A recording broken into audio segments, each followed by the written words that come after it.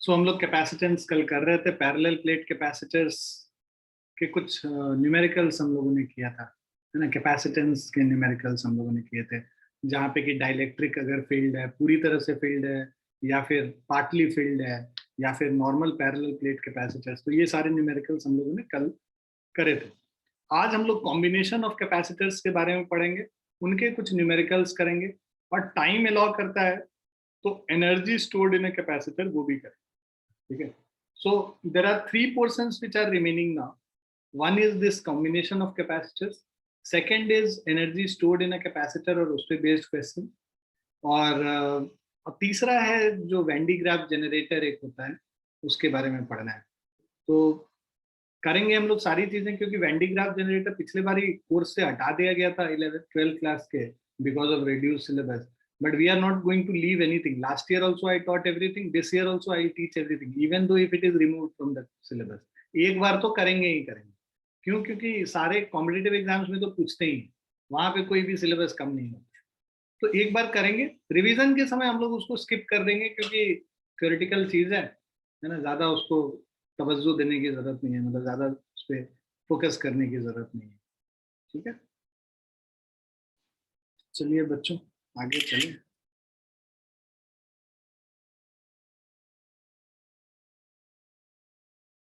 So combination of capacitors, this is what we are going to study.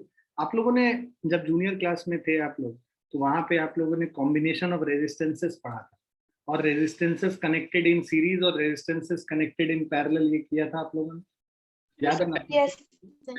अच्छा, series में resistance होता था तो कैसे ऐड करते, कैसे निकालते थे हम लोग? Sir R1 + R2 R1 + R2 करके निकाल लेते थे। और पैरेलल में sir 1/R1 1/RP = 1/R1 + 1/R2। यहाँ उल्टा है, कैपेसिटेंस को बस यही याद रखना है कि ये रेजिस्टेंस का उल्टा है, और बहुत सारा चीज तुम देखोगे, है ना। याद है हम लोगों ने जो ये भी पढ़ा था, स्प्रिंग पढ़ा था, है ना, इंडक्टर्स पढ़ा है, अभी इंडक्टर पढ़ेंगे आगे जाके, कॉम्बिनेशन ऑफ इंडक्टर्स भी करेंगे, बट अभी उन सब पे ज्यादा जोर नहीं देते। जब सारा पढ़ लेंगे तब मैं एक रिलेशन बता दूंगा कि क्या याद रखने के लिए तरीका है। अभी ये ध्यान रखो कि कैपेसिटेंस रेजिस्टेंस का उल्टा चलता है, मतलब अगर दो कैपेसिटेंस पैरेलल में होगा तो उसको क्या लिखेंगे?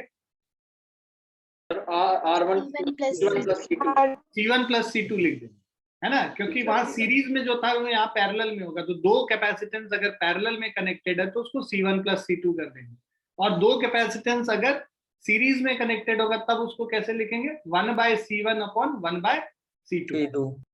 ठीक है, बस इतना ही ध्यान रखना है याद करने के लिए। अब इसको कैसे डिराइव करते हैं, सीबीएसई में ये भी जानना जरूरी है, आईएससी में, तो वो हम लोग देख लेते हैं फटाफट। अच्छा, इसके पहले एक छोटा सा टॉपिक था, मैंने देखा कि पुराने इसमें छूटा हुआ है, डाइलेक्ट्रिक स्ट्रेंथ क्या होता है। डाइलेक्ट्रिक के बारे में पढ़ रहे थे, तो हम लोग को डाइलेक्ट्रिक स्ट्रेंथ पता होना चाहिए। किसी भी डाइलेक्ट्रिक का एक स्ट्रेंथ होता है। तो डाइलेक्ट्रिक स्ट्रेंथ क्या है? Consider a dielectric slab placed between the parallel plates of a capacitor. As the potential difference across the plates of a capacitor is increase, the strength of the applied electric field increases and the molecules of the dielectric undergo more and more stretching. भाई जब आप potential difference increase कर रहे हो, आपके पास ये दो parallel plates हैं, और आप जब पोटेंशियल डिफरेंस V इनके बीच में इंक्रीज कर रहे हो, तो V इंक्रीज हो रहा है, D कांस्टेंट है, राइट। तो E = V/D है, राइट। तो अब D कांस्टेंट और V को बढ़ा रहे हो तो E भी बढ़ेगा ना, इलेक्ट्रिक फील्ड बढ़ेगा। तो यहाँ पे अगर आपके पास नॉन पोलर मॉलिक्यूल्स थे तो उसमें जो स्ट्रेच है वो बढ़ता जाएगा, मतलब ये माइनस और प्लस के बीच में जो स्ट्रेच है वो इलोंगेट होता जाएगा, होगा ना भाई, ज्यादा फोर्स लगाओगे तो ज्यादा इलोंगेट होगा। तो the strength of applied electric field increases and the molecules of the dielectric undergo more and more stretching. So if potential difference is increased gradually, a stage will come when the electrons break up from the molecules of the dielectric. बहुत ज्यादा खींचोगे तो खींचने के बाद ultimate क्या है? टूट जाएगा। जब टूट जाएगा तो इलेक्ट्रॉन निकल जाएगा बाहर। इलेक्ट्रॉन निकल जाएगा तो फिर वो इंसुलेटर रहा नहीं ना, फिर क्या बन गया? वो कंडक्टर बन गया ना, कंडक्टर। तो as a result of this electric breakdown the dielectric becomes conducting. तो हम लोग के पास ये था कि डाइलेक्ट्रिक क्या है, इंसुलेटर है जो कि इलेक्ट्रिकल इफेक्ट को बस ट्रांसफर करता है, बट आप अगर उसके स्ट्रेंथ से ज्यादा इलेक्ट्रिक फील्ड उसके थ्रू पास करने लगते हो, जिसको डाइलेक्ट्रिक स्ट्रेंथ कहते हैं, उससे ज्यादा इलेक्ट्रिक फील्ड पास करोगे तो डाइलेक्ट्रिक कंडक्टर में कन्वर्ट हो जाता है। मतलब सर एक लिमिट होती है स्ट्रेंथ की, जितना देर तक वो इंसुलेटर रहेगा, देन द मोमेंट ज्यादा हो गया it will become a conductor. Yes yes, very good. So the dielectric strength of a dielectric is defined as maximum value of the electric field or potential gradient that can be applied to the dielectric without its electric breakdown. It is measured in volt per meter. तो वो electric field जहां पे कि इसका breakdown हो जाएगा, that is the dielectric strength of the dielectric material. ये question काफी पूछा जाता है, what is the dielectric strength of, explain करो। तो ये इस तरह से तुमको लिख के एक्सप्लेन करना। क्लियर बच्चों? Yes sir. यस। आज बच्चे कम दिख रहे हैं मुझे, क्या तबीयत सबकी खराब हो गई क्या? तो कैमरा भी बहुत कम ऑन दिख रहा है मुझे। सर वैक्यूम होगा तो उसमें तो इनफिनिट होगी ना डाइलेक्ट्रिक स्ट्रेंथ, क्योंकि मॉलिक्यूल्स ही नहीं। वैक्यूम है तो वहां पे तो मॉलिक्यूल्स ही नहीं है, तो उसका फिर इनफाइनाइट लिखेंगे।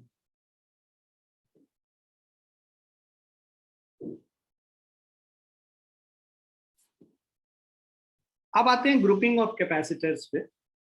सो the capacitors are grouped in two ways, that is in series और इन पैरेलल। दो तरीके से आप कैपेसिटर्स को ग्रुप कर सकते हो, या तो सीरीज में या फिर पैरेलल में, राइट?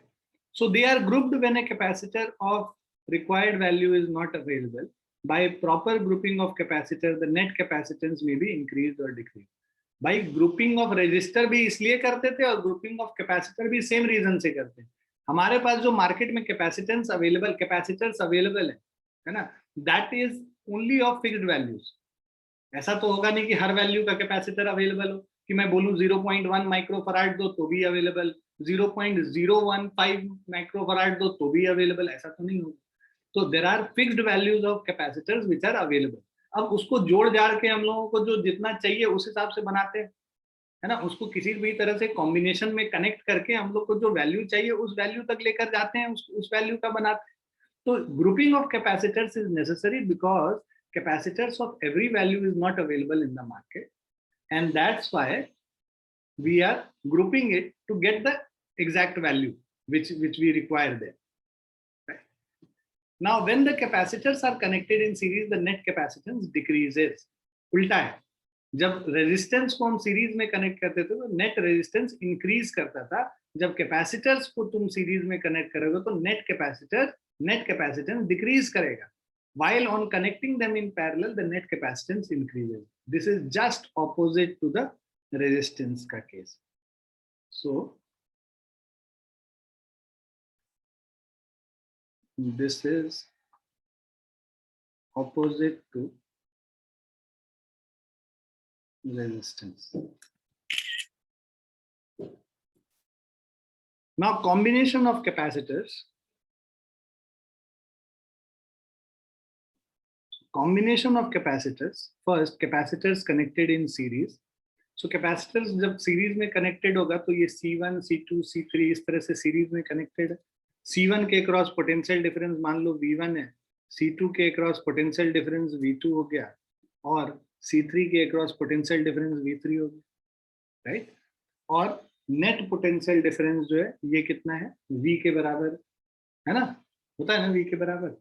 अच्छा, ये कैपेसिटर चार्ज कैसे होता है ये बताते हैं। अब इस पे है पॉजिटिव टर्मिनल और यहाँ है नेगेटिव टर्मिनल। पॉजिटिव टर्मिनल है तो यहाँ पे ये पूरा पॉजिटिव हो गया। तो ये पॉजिटिव होता कैसे, अपने आप तो होगा नहीं। यहाँ पे जो इस प्लेट में जो जितना भी पॉजिटिव चार्ज है वो मान लो इधर आ गया, राइट? पहले तो ये न्यूट्रल था ना, तो पॉजिटिव अगर इधर आ गया तो इसमें क्या बचा, नेगेटिव बचा, राइट? तो ये नेगेटिवली चार्ज हो गया।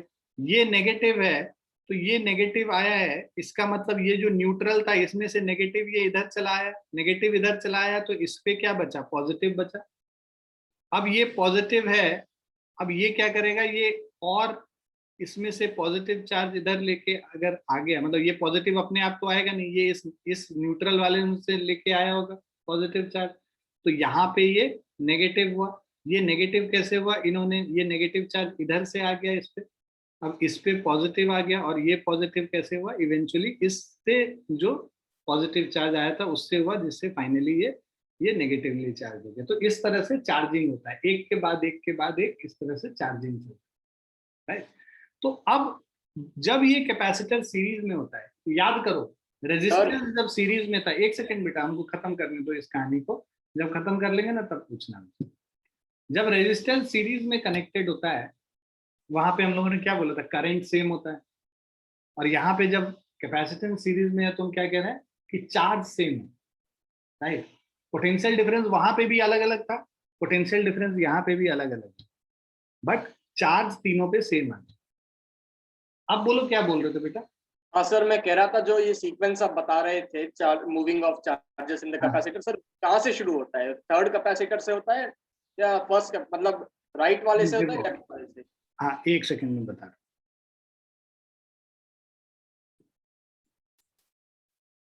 अभी देखो यहाँ पे ये जब पॉजिटिव आया, राइट, तो ये क्या करेगा, बेसिकली इसको चार्ज करना है, तो ये जब प्लस क्यू लाना है, तो प्लस क्यू अगर इस पे लाना है, तो ये अगर न्यूट्रल था तो ये क्या करेगा, यहाँ से प्लस चार्ज लेगा, उसी से तो मांगेगा प्लस चार्ज, उसके पास अपना तो कुछ है नहीं, न्यूट्रल है, तो ये पॉजिटिव चार्ज सारा इधर आ जाएगा, तो इसमें नेगेटिव बचा।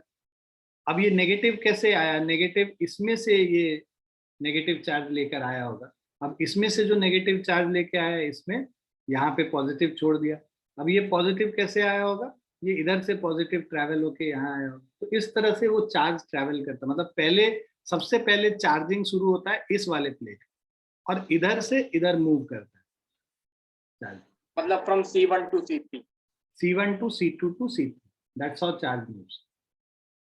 अंडरस्टूड सर, समझ। Okay. So first this will get charged, then this will get charged, and then this will get charged. Okay. Now, so let us connect three capacitors in series between two terminals A and B through battery. तो मान लो हम लोगों ने इसको connect कर रखा है दो टर्मिनल A और B के across through battery. Now initially the plates of the capacitors are uncharged, पहले कोई भी प्लेट चार्ज नहीं। Then let plus Q be the charge given to the left plate of the capacitor C1. हम लोग plus Q charge अगर C1 के left plate पे डालते हैं, due to electric field the positive charge plus Q pulls negative charge minus Q up to the right plate C1.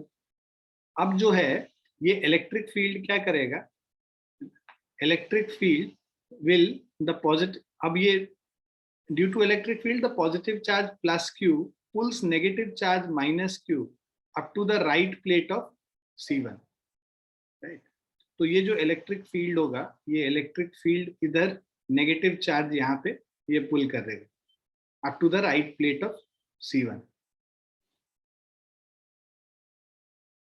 till the electric field lines begin from the left plate and end to the right plate. देखो initially electric field इधर है, अब वो electric field से क्या होगा कि तुम्हारा जो नेगेटिव चार्ज है, plus Q charge, positive charge plus Q pulls the charge minus Q up to the right plate of C1, right? Or till the electric field lines begins from the left end on the right plate. तो basically क्या है कि ये हमारा जो इसके बारे में बात कर रहा है कि ये जो एक्सटर्नल इलेक्ट्रिक फील्ड है E0 और जो इंड्यूस इलेक्ट्रिक फील्ड EP आता है उसके बारे में बात कर रहा है। ये जो इंड्यूस इलेक्ट्रिक फील्ड है दिस विल, ये तब तक पुल करता रहेगा चार्ज को till the time that the electric field lines begins from left plate and end to the right plate, ठीक है। सो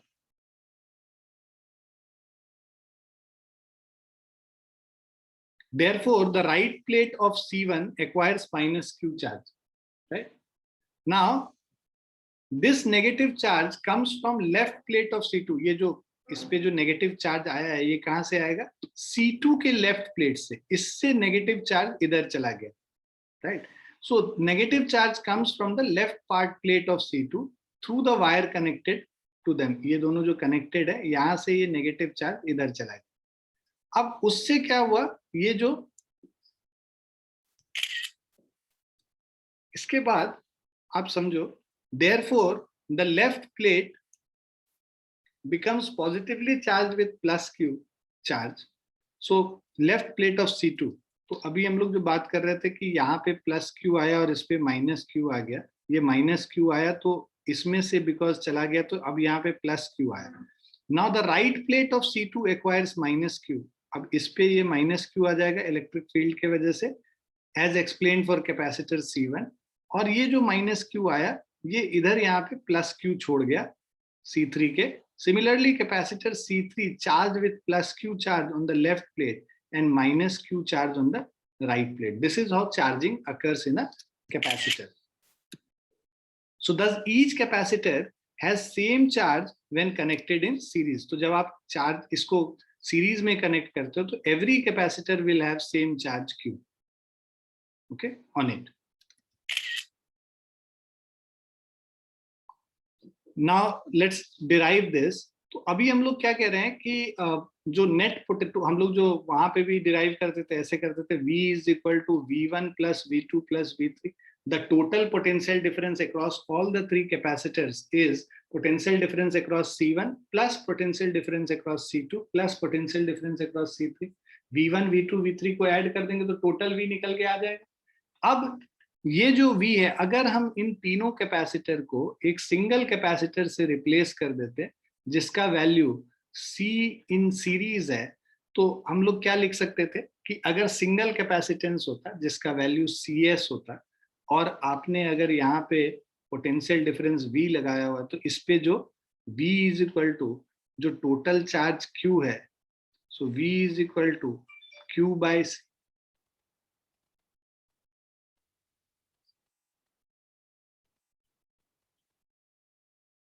So Q by CS is equal to Q by C1। जो इस पे जो चार्ज है Q है, इसका जो कैपेसिटेंस C1 है, तो इसके अक्रॉस पोटेंशियल डिफरेंस क्या होगा, Q upon C1 plus Q upon C2 plus Q upon C3। अब आप Q कॉमन ले लो तो 1 upon CS is equal to Q common ले लेंगे 1 by C1 plus 1 by C2 plus 1 by C3। So ये Q और Q कैंसिल हो गया, that means 1 upon CS is 1 by C1, 1 by C2, 1 by C3. So when capacitances are connected in series, their reciprocals are added together to get the equivalent capacitance. Clear है बच्चों? Yes sir. Yes. तो यही चीज यहाँ पे लिख रहा है कि let C1, C2, C3 be connected, capacitors connected in order. Net potential V is equal to V1 plus V2 plus V3. But V क्या है, Q upon C है, V1 Q upon C1 है, V2 हमारा Q2 upon C2 और V3 Q3 upon C3 है। In scope को 1 और 2 को जब कंबाइन कर देंगे तो we'll get Q by C is Q by C1 plus Q by C2 plus Q by C3. Q common लेके कैंसिल कर दिया तो 1 by C is 1 by C1 plus 1 by C2 plus 1 by C3.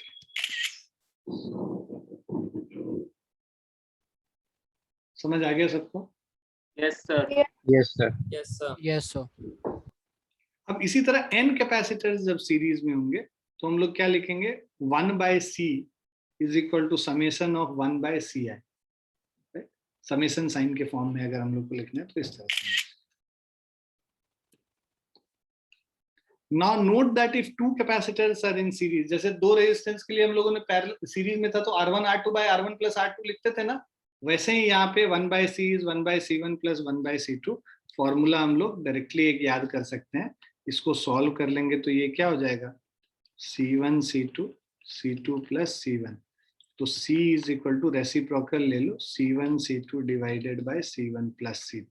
तो ये formula दो capacitance के लिए we can remember this formula, because reciprocal लेके दोबारा reciprocal लेना is थोड़ा सा inconvenient। इसीलिए it is always better कि दो कैपेसिटेंस के लिए हम लोग डायरेक्टली फॉर्मूला याद कर लें, that is C1 C2 upon C1 plus C2।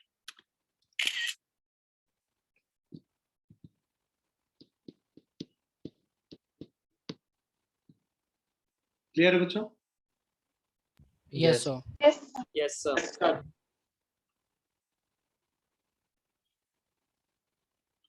Now capacitors in parallel, मैंने बोला जैसा कि सीरीज में था रेजिस्टेंस के, उसका जस्ट ऑपोजिट है, रेजिस्टेंस के जस्ट ऑपोजिट है, तो यहाँ पे कैपेसिटेंस C1 प्लस C2 हो जाएगा। तो जब पैरेलल में होता है तो दोनों के अक्रॉस पोटेंशियल डिफरेंस सेम होगा, पोटेंशियल डिफरेंस सेम होगा तो दैट मीन्स, और चार्जेस डिफरेंट होंगे यहाँ पे। सो ये देखो, अगर जो टोटल चार्ज जो तुम यहाँ पे दे रहे हो, सबके across every capacitance will have same potential difference because they are connected across the same two ends of the wire, right? Now total potential difference V, so इन तीनों के अक्रॉस V होगा। सो अगर हम लोग Q3 की बात करते हैं यहाँ पे, Q3 is basically total charge यहाँ पर से जा रहा है वो तीन पार्ट में बट जा रहा है। So net charge Q will be equal to Q1 plus Q2 plus Q3, right? और ये जो charge Q is equal to Q1 plus Q2 plus Q3 करते हैं, मान लो इन तीनों कैपेसिटेंस को हम सिंगल कैपेसिटेंस से रिप्लेस कर देते हैं जिसका वैल्यू है Cp, तो Q को लिख सकते हैं Cp into net potential V is C1 into V plus C2 into V plus C3 into V। V common लेके हम लोग कैंसिल कर लेंगे, Cp into V is V common, C1 plus C2 plus C3, V और V cancel हो गया, capacitance connected in parallel is C1 plus C2 plus C3।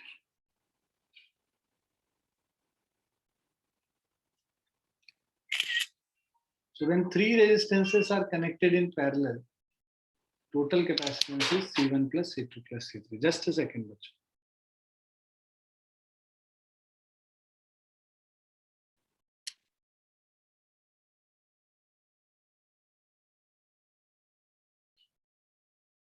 Clear है बच्चों? Yes, sir. Yes, sir. Yes, sir.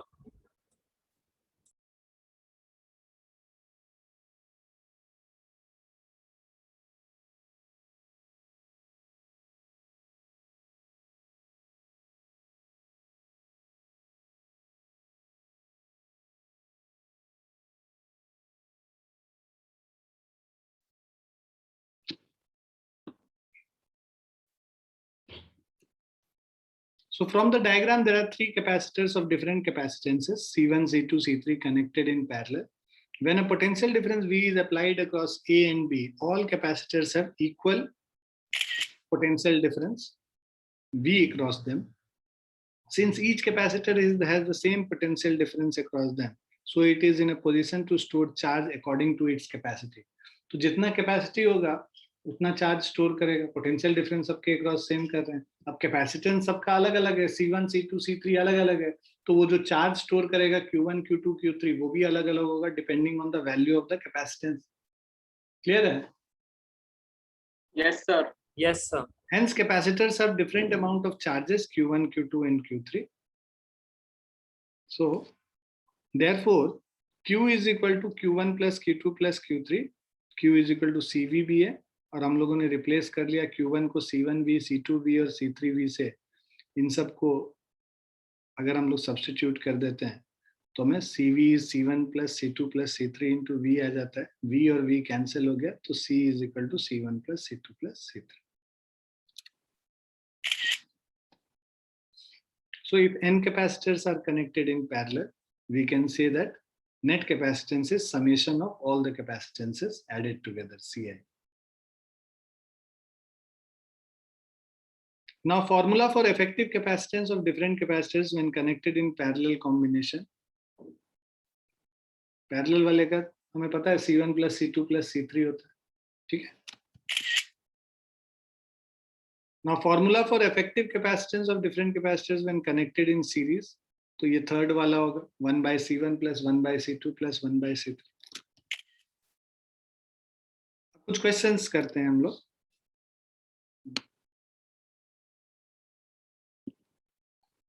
So a network of 4 10 μF capacitor is connected to a 500 volt supply as shown in the figure. Determine the equivalent capacitance of the network and B charge on each capacitor. तो हम लोग को equivalent capacitance निकालना है और charge on each capacitor निकालना है. तो देखो यहाँ पे जो पोटेंशियल डिफरेंस ए और डी के क्रॉस दिया हुआ है, तो ए के क्रॉस जा रहा होगा, ये सप्लाई लाइन इस तरह से लगा होगा. ये जो वोल्टेज है यहाँ पे V, this is equal to 500 volt. Sir 2.5 हाँ, अभी सबको एक बार बता लेने दो.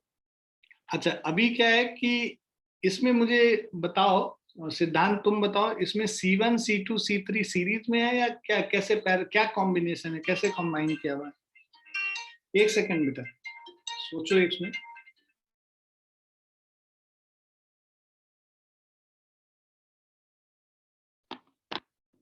हाँ बताओ बेटा. सर सीरीज में है.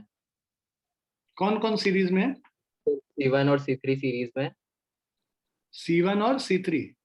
Yes sir. और पैरेलल में कौन सा है? सर C2 और C4. C2 C4 पैरेलल में. अच्छा, और कौन बताएगा? वेदांश, क्या है कहानी? सर C1 C2 C3 आपस में सीरीज में और C4 जो है वो C2 के पैरेलल है. C4 जो है C2 के बस पैरेलल है. सर C1 एंड C3 एक दूसरे के पैरेलल है एंड C2 और C4 एक दूसरे के पैरेलल है सर. पैरेलल लाइन वाला कहानी हम लोग पूछ रहे हैं. सही बात है. आर्यमन क्या है? आर्यनन क्या है बेटा?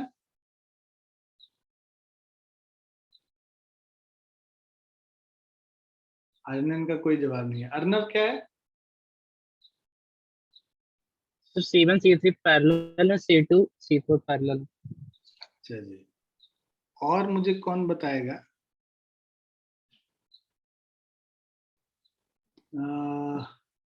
अभी मैं हाथ उठाने की जरूरत नहीं, मुझे पता है किसको पता है और किसको नहीं पता. मुझे सब कुछ जानना तो है किसका. आदित्य सिंह क्या है बेटा? सर पैरेलल में ही है. सारे पैरेलल में आपस में. सर C1 और C3 और C2 और C4. अच्छा अच्छा. आयरेश यस सर.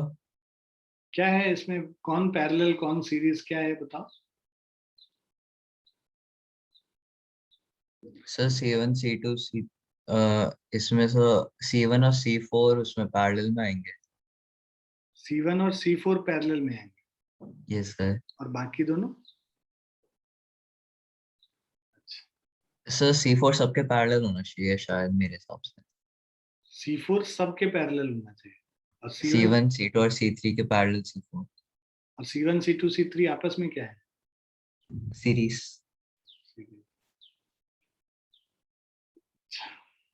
अब मुझे नबील बताएगा. नबील क्या है?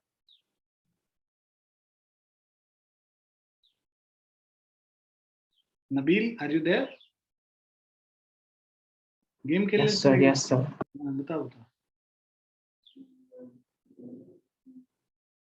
बताओ. कैसे निकालेंगे इक्विवेलेंट कैपेसिटेंस यहाँ? Sorry guys, I'm taking time because I just want to understand how much you are understanding. Pavni, how will we calculate this? So I think C1, C2 and C3 are in series and C4 is parallel to the three of them. Okay. And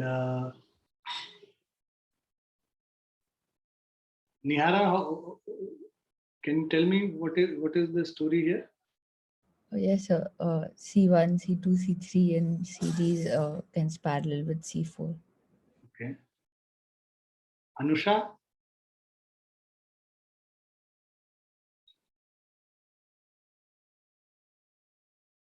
Anusha?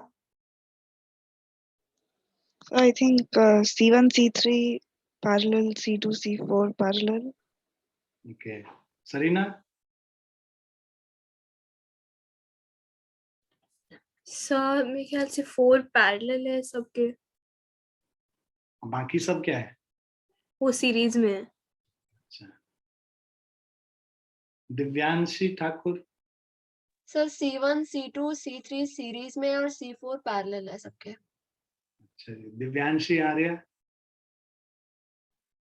Sir C1 C3 parallel C1 C2 नहीं C1 C3 series C2 C4 parallel. Sahaj. Sir C4 parallel बाकी तीनों series. लक्ष्य। Sir C1 C2 C3 series में जो तीनों C4 के parallel. अच्छा, Anamika. Sir C1 C2 C3 series में और तीनों का इक्विवेलेंट C4 के पैरेलल में। Dimple. Same sir C1 C2 C3 series में C4 parallel. Abhijeet. Sir same इतना? सर C1 C2 और C3 सीरीज में और वो तीनों के पैरेलल C4 के पैरेलल। मेघा। तो C1 C2 C3 सीरीज में और C4 पैरेलल। बहुत बढ़िया। तो ज्यादातर लोग ने जो बोला वही सही आंसर है। C1 C2 C3 सीरीज में है और वो तीनों C4 के साथ पैरेलल में, मतलब तीनों का इक्विवेलेंट पहले करेंगे C1 C2 C3 का सीरीज में, और उसके बाद फिर पैरेलल में करेंगे C4 के। और जिन्होंने नहीं जवाब दिया है वो थोड़ा सा पढ़ाई करना शुरू कर दें अच्छे से, मतलब वो अच्छे से पढ़ नहीं रहे हैं। सर डायग्राम देख के ऐसा लग रहा है सर, इसलिए बोल रहे हैं। अरे डायग्राम देख के तो बहुत सारा चीज लगेगा, ये भी तो ध्यान देंगे कि हो क्या रहा है कहानी में। अब यहाँ पर जब हम लोगों ने देखा कि ये पॉजिटिव चार्ज जा रहा है, मान लो करंट इधर जाएगा, जो करंट इसको चार्ज करेगा वही तो इसको चार्ज करेगा और वही तो इसको चार्ज करेगा। जब ये पॉजिटिव आया तो ये इससे लिया, अब ये नेगेटिव किससे लेगा, इससे लेगा ना पॉजिटिव, और फिर ये जो नेगेटिव आया ये किससे लेगा, इससे लेगा, तो ये पूरा चेन बन गया ना। चेन बन गया तो ये तीनों क्या हो गए, सीरीज में हो गए ना। जी सर। और यहाँ पे ए और डी के क्रॉस, मान लो हम लोगों ने इन तीनों को एक सिंगल रेजिस्टेंस से, सिंगल कैपेसिटेंस से रिप्लेस कर दिया, ये तीनों जो सीरीज में, तो हमारे पास क्या है, 1 जो सीरीज में है 1/CS is 1/C1 plus 1/C2 plus 1/C3। तो 1/CS जो सीरीज में है this will be equal to 1/10 plus 1/10 plus 1/10, so this is 3/10। तो CS कितना हो गया, 10/3 हो गया। Yes sir. राइट, ये 10/3 जो μF आ गया। अब इसको हम लोग लिख लेते हैं 10/3 μF CS। अब ये CS और C4 आपस में क्या है, पैरेलल में है। क्यों? क्योंकि सेम पॉइंट से कनेक्टेड, इनके अक्रॉस पोटेंशियल डिफरेंस सेम है, तो ये पैरेलल में हो। तो नेट जो कैपेसिटेंस C इक्विवेलेंट जो हम लोग निकालेंगे, that will be equal to CS plus C4 because they are in parallel. CS and C4 are in parallel. So that means 10/3 plus of C4, that is 10. So 30 plus 10, 40/3 हो गया, right? तो ये जो हमारा वैल्यू आएगा, this is equal to 40/3, जिसको हम लोग 13.3 μF करें। क्लियर बच्चों? Yes sir. So value is 13.3 μF। अच्छा, इसके बाद हम लोग क्या करते हैं, दूसरा बी पार्ट क्या कह रहा है, charge on each capacitor. Charge on each capacitor, अब देखो हमें एक एक करके इस पे अगर हम लोग चार्ज निकालें, देखो इस पे और इस पे तीनों सीरीज में है तो चार्ज तीनों पे सेम होगा। मान लो इस पे Q है, इस पे भी Q है और इस पे भी Q है, राइट। सो जो इस सीरीज वाले कॉम्बिनेशन पे जो चार्ज होगा ना, वो सेम चार्ज तीनों पे होगा। तो तुम ऐसे समझो इसको कि जो Q/CS है is equal to potential difference V, तो that means the charge Q is equal to CS into V हो गया।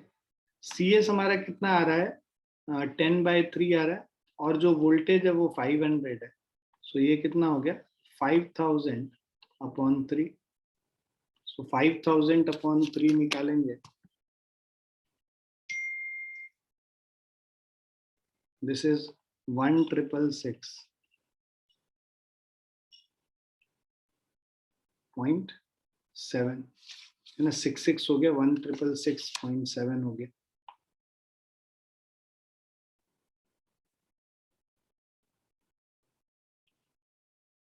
ये माइक्रो कूलम हुआ, कूलम में कन्वर्ट करेंगे तो 1.66 इंटू 10⁻³ कूलम।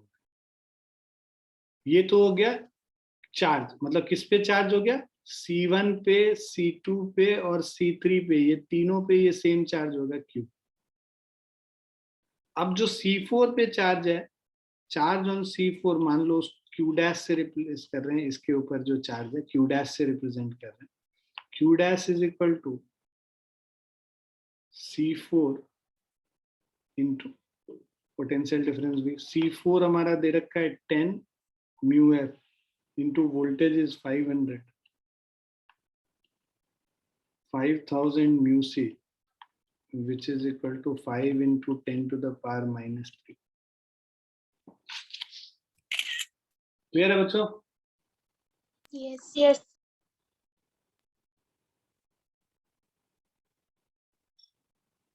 तो हमने फर्स्ट 3 को ऐड करके और लास्ट की अलग से क्यों चार्ज निकाला है?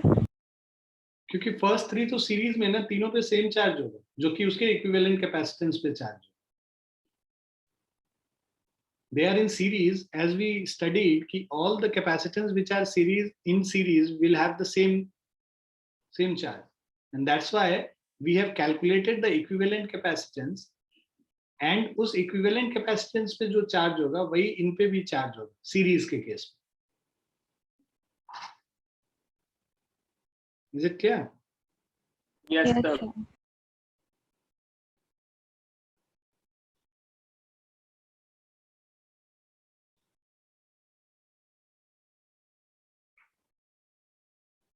तुम इसको ऐसे भी कर सकते थे, देखो V is equal to V1 plus V2 plus V3,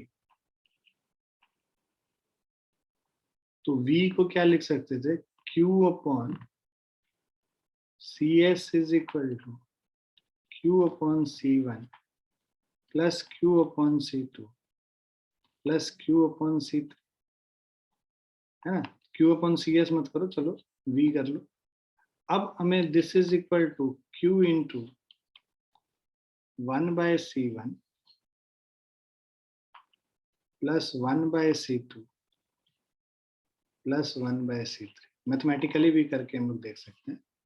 अब ये क्या है, 1/C1 plus 1/C2 plus 1/C3, ये Q upon Q into 1/CS हो गया। तो इसका मतलब क्या हो गया, Q is equal to CS उधर ले जाके मल्टीप्लाई कर देंगे V के साथ, तो CS इंटू V आ गया। तो यही चीज तो मैं लिख रहा हूँ यहाँ पे, हम लोग यही तो लिख रहे हैं। Is it clear? Yes. Yes, sir. Yes, sir. पावनी आ गया समझ? Yes, sir.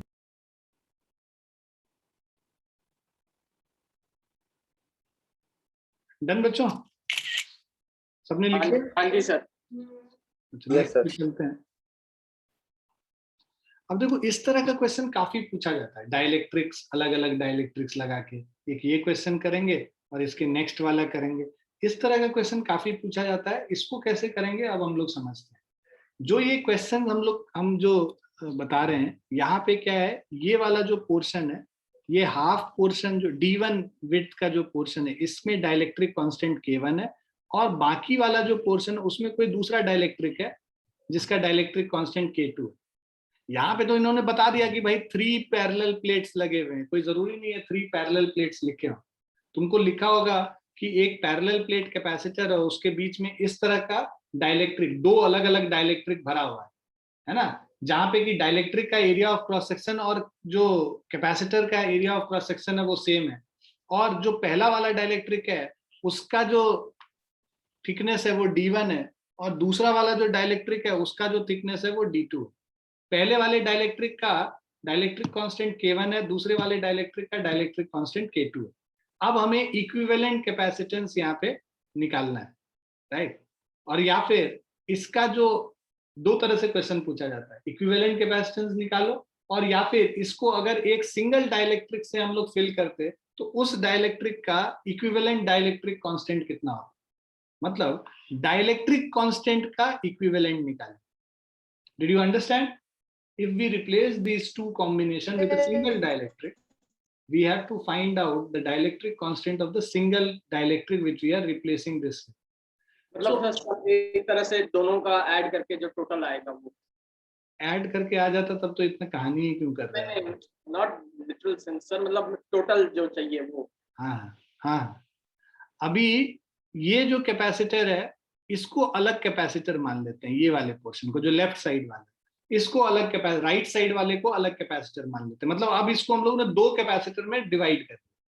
जहां पे बाउंड्री पे चेंज हो रहा है डाइलेक्ट्रिक कांस्टेंट, उसके लेफ्ट साइड में एक कैपेसिटर रख लिया और दूसरे साइड राइट साइड में हम लोगों ने दूसरा कैपेसिटर रख लिया। अब ये दो कैपेसिटर हो गया हमारे पास। अब ये दोनों कैपेसिटर किस में कनेक्टेड है? सीरीज में कनेक्टेड है, पैरेलल में कनेक्टेड है? अरे भाई एक के बाद एक कैपेसिटर समझ लो ना, एक यहाँ हो गया और दूसरा यहाँ हो गया। इसके अंदर एक डाइलेक्ट्रिक कांस्टेंट K1 भरा हुआ है, दूसरे वाले के अंदर डाइलेक्ट्रिक कांस्टेंट K2 भरा हुआ है। अगर ऐसा कॉम्बिनेशन होता तो ये क्या कॉम्बिनेशन है? Series combination. तो सीरीज कॉम्बिनेशन है 1/CS is equal to 1/C1 plus 1/C2 निकालेंगे। यस सर, है ना? मान लो इसका एरिया ऑफ क्रॉस सेक्शन दे रखा है कैपिटल ए, राइट? अब area of cross section capital A दे रखा है तो हमारे पास पहले हम लोग अलग अलग निकालते हैं। 1/C1 क्या हो जाएगा? Epsilon nought into K times epsilon not A upon D1 हो गया। पहला इक्वेशन होगा ना बच्चों? Yes sir. 1/C2 is equal to K1 times और ये K2 टाइम्स, यहाँ पे K1 आ गया और वहां K2 आ, K2 epsilon not A upon D2, second equation. अब net capacitance 1/CS, this is C1 and this is C2, ठीक है। अब हमारे पास जो इक्विवेलेंट कैपेसिटेंस CS है, इसको हम लोग क्या लिख सकते हैं? दिस इज इक्वल टू, इसको अलग से हम लोग लिख लेते हैं K equivalent epsilon not A upon total जो डिस्टेंस है D1 प्लस D2 कर ले, राइट? ये तीसरा हो गया। अब हम लोग इसमें, अभी तो हम लोग पहले हम लोग यहाँ पे कैपेसिटेंस ऑफ द सिस्टम निकालना है तो CS का वैल्यू निकालना है। पहले ये हम लोग इसको बस ऐसे सॉल्व कर लेते हैं। 1/CS is 1/C1 plus 1/C2, so this is equal to C1 plus C2 divided by C1 C2। अब वैल्यूज पुट कर लेंगे। CS is equal to C1 C2 upon C1 plus C2, put the values here, right? Or it is better कि we can directly also do it। इसको रहने दो, ये तुमको उससे इजी रहेगा कि हम लोग इसी को सॉल्व कर ले। 1/C1 कर लेंगे, इसका रेसिप्रोकल मतलब D1 divided by K1 times, so this is D1 divided by K1 times epsilon naught into A plus D2 divided by K2 times epsilon naught into A। ये हमारा निकल गया, राइट? अब इसको अगर हम लोग सॉल्व कर लेते हैं, this will be equal to, this is 1/CS, right? So आप क्या करो, 1/epsilon naught A को कॉमन ले लो।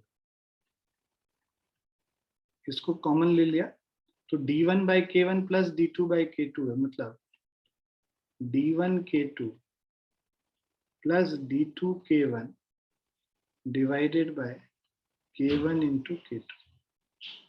So CS is equal to epsilon naught A K1 K2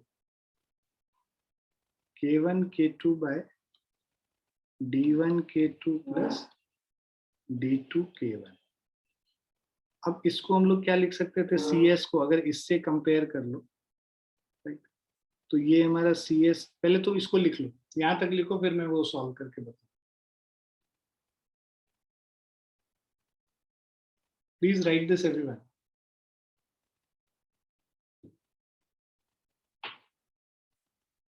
बहुत बच्चे क्या है, इसको रिजल्ट की तरह भी याद कर लेते हैं, है ना, बट इतना रिजल्ट याद करोगे तो पागल हो जाओगे थोड़े। नीट के बच्चे जनरली रिजल्ट्स याद करते हैं अपना टाइम बचाने के लिए, but it is not necessary. 2 minute लगेगा वहां पे भी निकालने। लिख लिया सबने?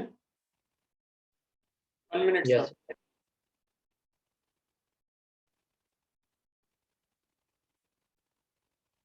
Yes sir, done. आदित्य आ गया समझ? Yes sir. डन। अच्छा, अब हम लोग क्या करते हैं, अब इससे कंपेयर कर दो, ये CS को ना इससे हम लोग डाल देते हैं।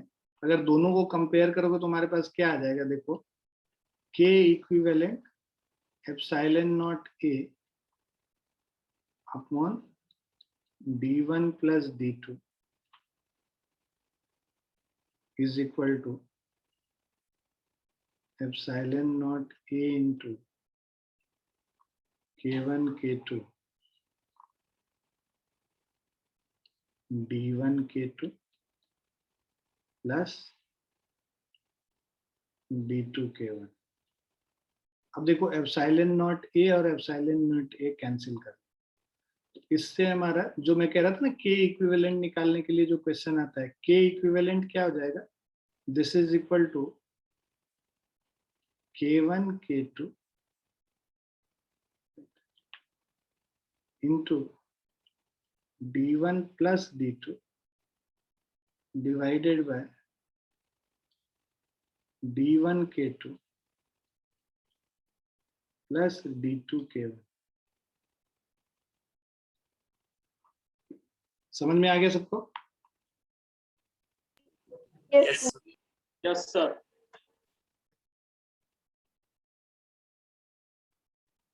ये इस क्वेश्चन में नहीं पूछा था, बट ये पूछते हैं तो इसलिए मैं करके बता रहा हूँ तुम्हें।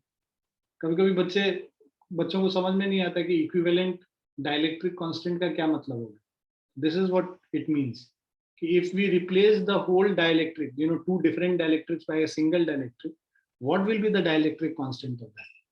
that is the meaning of equivalent dielectric constant। लिख लिया बच्चों? Yes sir. Yes, sir.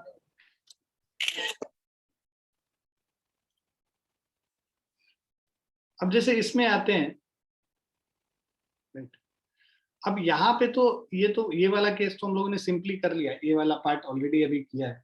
यहाँ पे और इजी है, d/2 है तो कटकुटा के आराम से सॉल्व हो जाता है।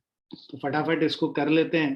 पहले वाले केस में हमें निकालना है, find the capacitor is filled with 2 dielectrics of same dimension but of dielectric constant 2 and 3। मतलब K1 का वैल्यू 2 दे रखा है, K1 is equal to 2 और K2 is equal to 3। Find the ratio of capacitance in the 2 arrangements shown in the figure। मतलब ये जब series में ऐसे कनेक्टेड है तब, और यहाँ पे क्या होगा, बेसिकली ये दोनों जो अलग अलग कैपेसिटर लोगे ये दोनों पैरेलल में कनेक्टेड हो जाए। अभी हम लोग बता रहे हैं कैसे।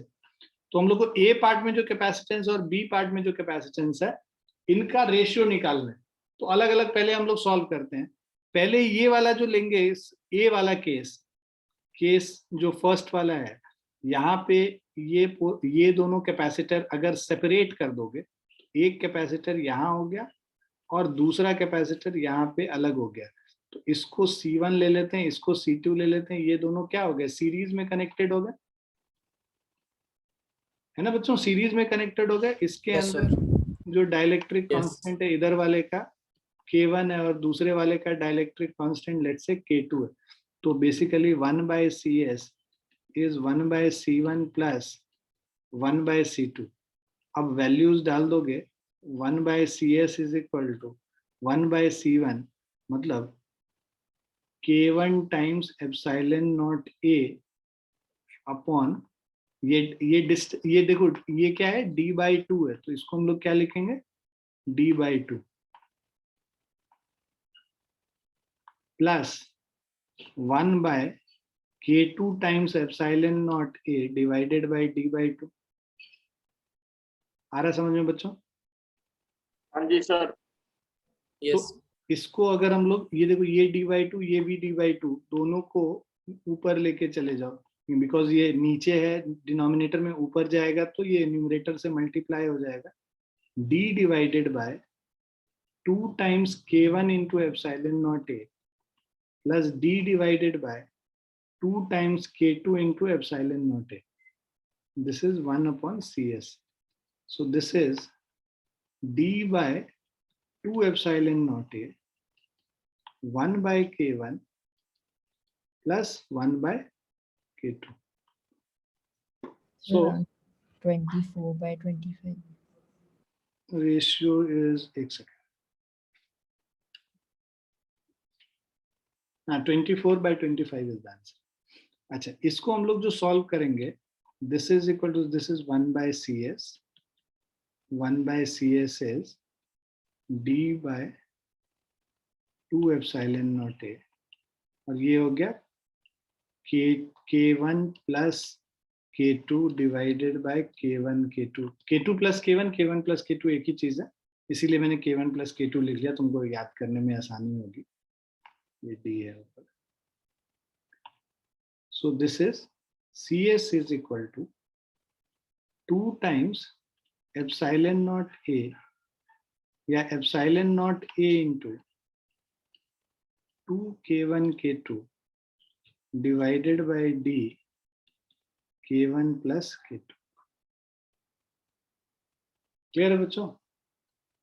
ये हमारा फर्स्ट हो गया। Yes sir. अब उसके बाद ये केस आओ, सेकंड वाले केस में देखो क्या है, ये एक कैपेसिटर हो गया और ये दूसरा कैपेसिटर हो गया, ये दोनों सेम पोटेंशियल पॉइंट से कनेक्टेड है इस तरीके से। तो ये क्या हो गया, ये दोनों, ये जो कैपेसिटर है जो लेफ्ट साइड में है, इसको एक कैपेसिटर मान लेते हैं, राइट साइड वाले को दूसरा मान लेते हैं, ये दोनों क्या हो गया, पैरेलल में कनेक्टेड है, क्योंकि इनके अक्रॉस पोटेंशियल डिफरेंस सेम है। आ रहा समझ में सबको? पैरेलल में कैसे, समझ में आ गया सबको? हाँ जी सर। ये दोनों अगर पैरेलल में हैं तो अब हम लोग इसका ये मान लो C3 है और ये C4, तो जो नेट कैपेसिटेंस Cp है यहाँ पे, this is equal to C3 plus of C4। C3 plus of C4 करेंगे तो यहाँ पे Cp is equal to, C3 का जो वैल्यू है K1 टाइम्स एप्सिलॉन नॉट, और ये A/2 होगा, और ये जो डिस्टेंस है ये तो पूरा d ही होगा, A/2/d plus K2 times epsilon not A/2 divided by d। सो ये क्या हो जाएगा हमारा, epsilon not A/2d into K1 plus K2, ये Cp हो गया। हमें रेशियो निकालना है A और B के बीच में, मतलब CS अपॉन Cp निकालना है। तो CS हमारा था, अभी हम लोगों ने कैलकुलेट किया था, epsilon not A 2 times K1 K2 divided bye D into K1 plus K2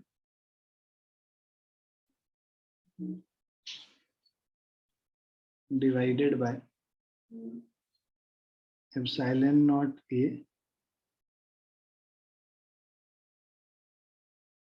epsilon naught A into K1 plus K2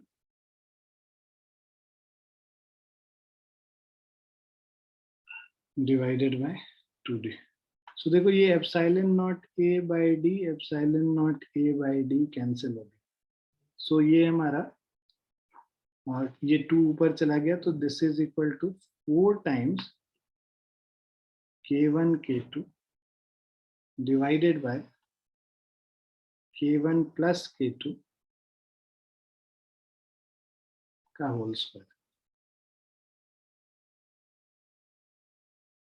ठीक है, अगर वैल्यू नहीं दिया होता तो हम लोग ऐसे कर लेते। अब हम लोग वैल्यू पुट कर लेंगे बेसिकली, जो यहाँ पे k1 k2 का वैल्यू 2 और 3 दिया हुआ है, तो इसको सॉल्व करोगे तो ये क्या हो जाएगा, 4 इंटू 2 इंटू 3, 3 2 जा 6, 4 जा 24 हो गया, और डिवाइडेड बाई 2 प्लस 3 का होल स्क्वायर 25 हो गया, 5 प्लस 24/25।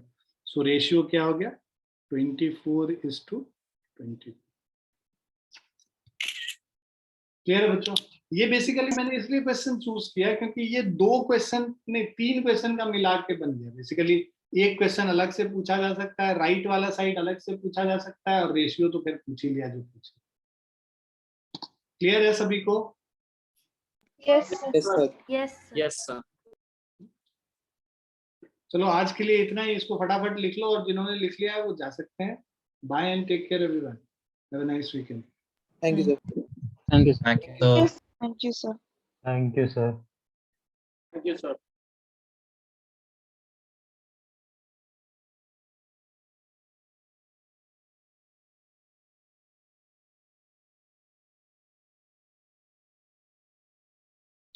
बाय बच्चों, बाय।